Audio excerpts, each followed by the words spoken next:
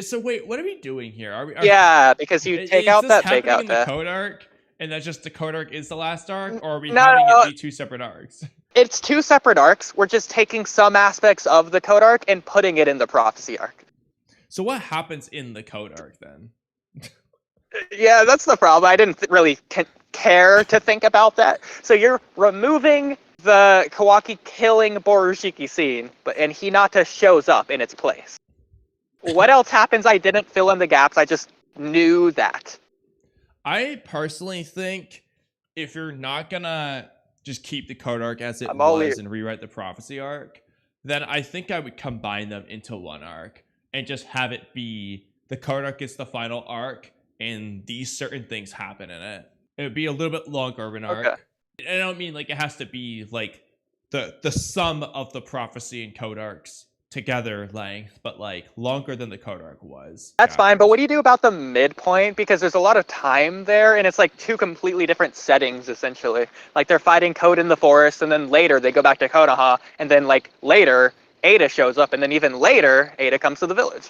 If you're going to have Code be relevant, also like at what point does Code get its limiters removed then? So I feel like it has to be two separate arcs. So with that, there's a couple of options.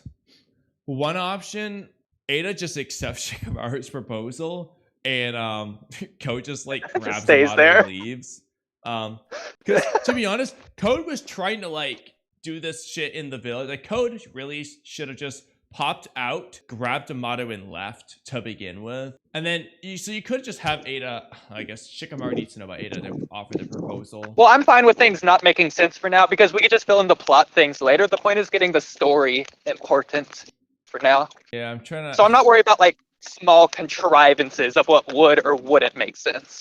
I'm trying to think about it. I don't think you can have omnipotence, Ada in the village, all that, and it just be part of the code arc. Need to be a separate arc if you're going to do that. In that case, you would just change the prophecy. So I think you would just have Ada and Damon and Code not get to where they do in the prophecy arc. So Ada and Damon probably just won't be in the Leaf Village yet.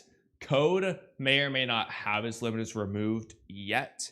And it might just be a thing to where Code does his role of helping get Borushiki out, which plays into Himawari and Boruto despairing, and then that plays its role into dragging Kawaki to get the Karma Seal back as like a banger, like what has Amato done, end of part 1 thing. Honestly, that could work, so that way, at the beginning of the time skip, instead of Code invading after saying he's not going to invade because of Ada and Damon, then proceeding to invade even though Ada and Damon are there, and have Ada and Damon not do anything, so you ask, why did he not invade the first time?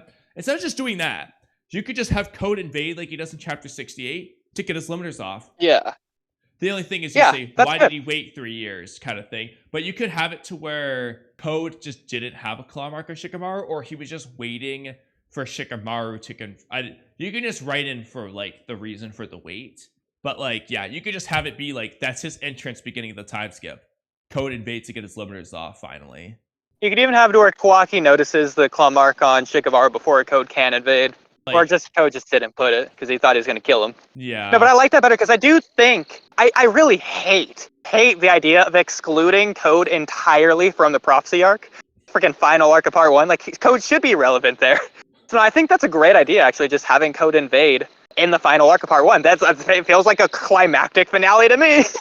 The way I was just saying it would just be like his post-time skip thing. Like, instead of him invading the time skip like he did, that's him getting his limiters off.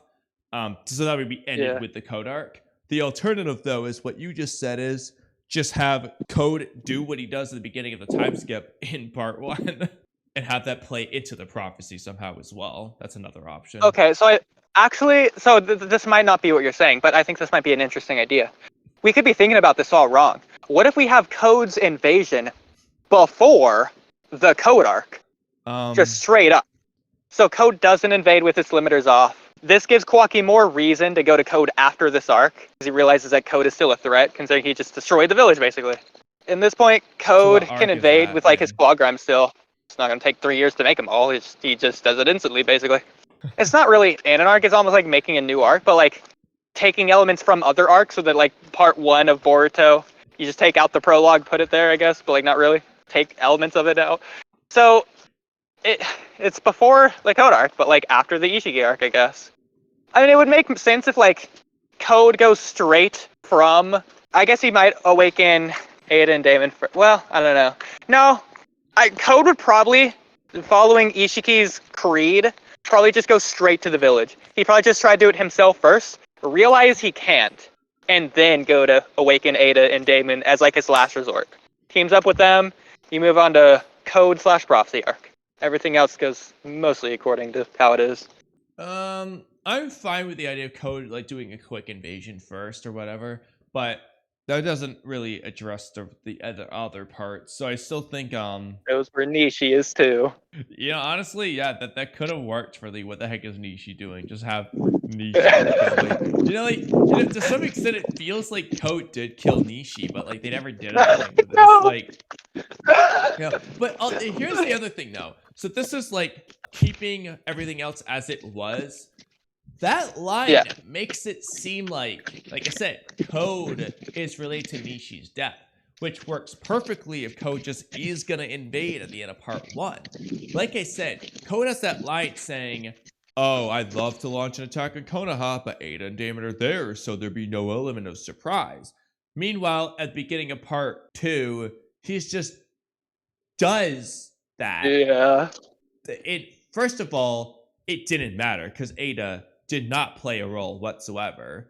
Damon is wrong. And second of all, Code had the element of surprise by having a Clawgrime pop out of a Leaf Villager's neck and then start the like he had everything he need, so it's just like what I hate about it is I'm not mad at Code for having that line because the line itself has a sense behind it.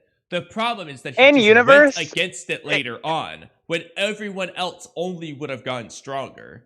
It can make sense in universe for Code just to be wrong and that like the element of surprise was never there in the first place and for Code just to think it was or to assume it was. But at that point, why write it into the series in the first place? Like you have to add that as an addition. It wasn't like necessary. But then also Code would already know that's not the case anyways because Ada told him that she's not constantly using her Senrigan because usually it's boring. It's like I feel like the point of the Clawgrime it was an immediate response to him losing to Damon. So it felt like the point of the Clawgrime was so that he could use it to get around Ada and Damon. Not necessarily to beat them, but to get around them for the sake of his goal of killing Boruto/Kawaki, getting a sacrifice stuff.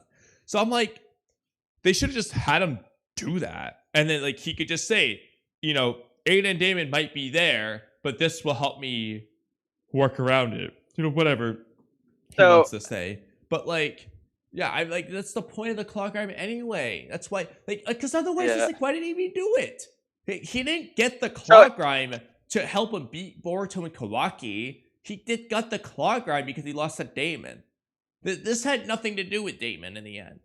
I have another idea. And at this point, this is like as far of a stretch as I can go. At this point, it's not even changing. It's just adding a completely new idea. What if just at some point before the Clawgrimes, Code invaded, I don't care where, I'm going to say the Leaf for now, with the Ten Tails. Not the Clawgrimes, he's not cut up the Ten Tails yet, just invades with the Ten Tails. I'd like to see that invasion, that'd be cool. See the invasion of a Ten Tails versus the village. Can he fit the Ten Tails in one of his claw marks? Yeah, I don't see why not. He can make the claw marks big enough easily to wrap around the tails of the Ten Tails and all that. Just wrapped around its whole body. Why not? And it seemed like they were getting wider, though. Yeah, okay, but also Code's huge body isn't fitting through a small claw mark. But it like shrinks down into it, kind of. But teleports. When Kawaki shrinks the claw marks, they're too small for Code to teleport in. So by proportions, the Ten Tails might just be too big for the normal claw marks. Okay. Well, then again, just chalk it down to bad writing. There you go. I mean, or just have the Ten Tails be smaller, or just have Code's claw marks be able to be bigger. It doesn't make sense why Kawaki shrinking the claw marks would matter, given that he's already too big for the claw marks. There you go, exactly. So at that point, I don't think it even matters. You can just have it in series the way it was. It looked big, so I'm sure it could have fit, and then no one would have questioned it. But then you have the question of how is he going to control it? Like, I guess he's just not. I don't think he would care to, honestly. Like, if anything, it's almost like a distraction so that the rest of the village deals with that while he goes to do whatever he wants to do. Yeah, but the thing I'm thinking of is he unpins the 10 tails from the rods so it can be free, right? Then he teleports it. Then it goes on a rampage. Then at some point he's got to like bring it back while it's on a rampage and then cut it up while it's on a rampage. Well, what about this? Because he's teleporting it with the claw marks. I'm sure the claw marks would just stay on it. He can just teleport it wherever he wants, whenever he wants. I guess if he just keeps it constantly wrapped up in claw marks, yeah, but without pinching it.